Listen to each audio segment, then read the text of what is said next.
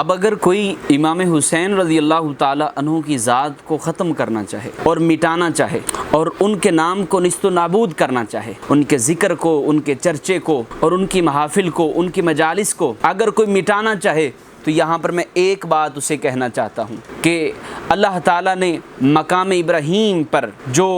قیامت تک کے لیے اس کا ذکر، اس کی فکر اور وہ جگہ کو قائم و دائم رکھا ہے، ذرا ہم اس کا پس منظر دیکھیں تو ہمیں یہ سمجھ آتی ہے کہ اس پر نالین ابراہیم علیہ السلام لگے۔ اب حضرت ابراہیم نے اس مقام پر نبی کریم صلی اللہ علیہ وآلہ وسلم کی آمد کا تذکرہ کیا ہے۔ اللہ کی بارگاہ میں یوں عرض کرتے ہیں، ربنا وابعث فیہم رسولا منہم یتلو علیہم، اے اللہ کہ ایک رسول بھیج جو انہی میں سے ہو اور پھر انہی کو تیری قرآن کی آیتیں پڑھ کے سنائے۔ تو اگر حضرت ابراہیم اس مقام پر اپنے قدمین پاک کو لگاتے ہیں اور وہ مقام ابراہیم بنتا ہے اور پھر ذکر مصطفیٰ وہاں پر کرتے ہیں اور وہ ذکر مصطفیٰ کی خیر و برکت کی وجہ سے وہ قیامت تک کے لیے مقام ابراہیم بندوں کے لیے یادگار مقام بن جاتا ہے، تو پھر اگر ذکر مصطفیٰ کی وجہ سے اس مقام ابراہیم کو فضیلت، عظمت، رفعت اور بلندی ملی ہے،